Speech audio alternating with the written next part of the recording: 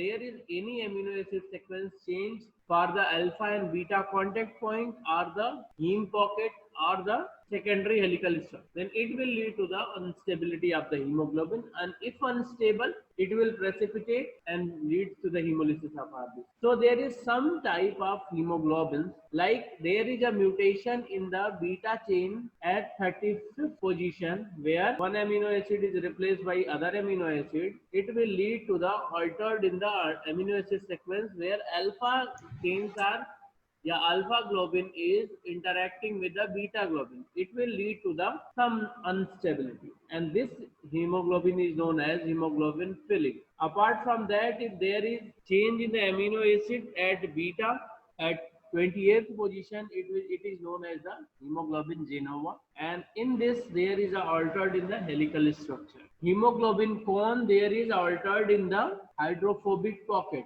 means the globin chain are abnormally interacting with the hemoglobin, and these lead to the reduced solubility and increase the susceptibility to the oxidation. So if there is any drug which having the high oxidizing property generating free radical, lead to the precipitation of hemoglobin. If precipitation of hemoglobin occur, this precipitation inside the RBCs or the precursor cells are known as the inclusion bodies, and there is special name for the hemoglobin precipitation inclusion bodies known as Heinz body, and these are something which can be demonstrated in this inside RBCs and are diagnostic of unstable hemoglobin. And these inclusion bodies leads to the two things. This can cause a direct damage to the RBC membrane, leading to the hemolysis first.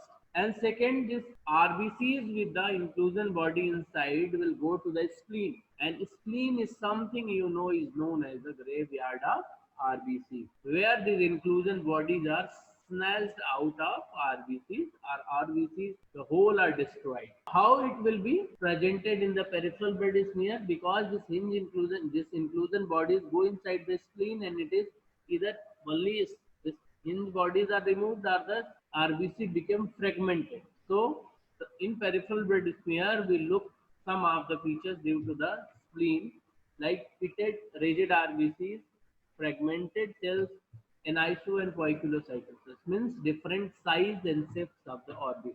And this is a phenomena which is occurring the extravascular hemolysis. And if there is a hemolysis, some of the features are bound to present, like there will be anemia, there will be hyperbilirubinemia, that is jaundice.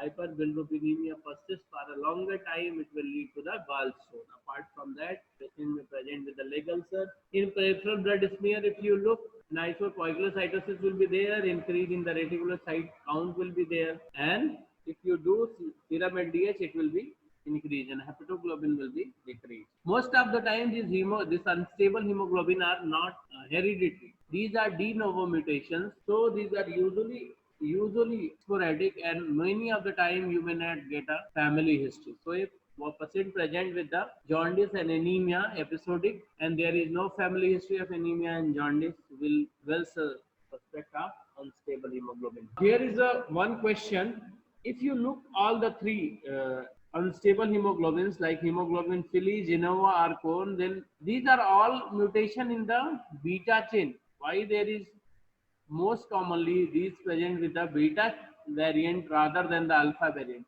In other hemoglobin with the low and high affinity, you will also look, this is only the beta chains, beta globin, which is having some alteration in variation rather than the alpha chain. Then why this beta chains abnormality are more prevalent than alpha chain variants? If you investigate in general blood picture, will see, as we described before, there is altered in the size, that is anisocytosis, and there is altered in the shape, that is poikilocytosis.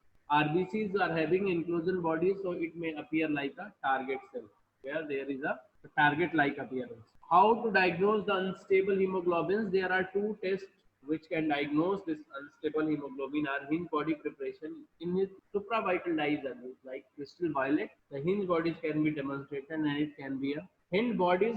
This is body. This is body. This is spelling mistake. Hinge body. This is hinge bodies.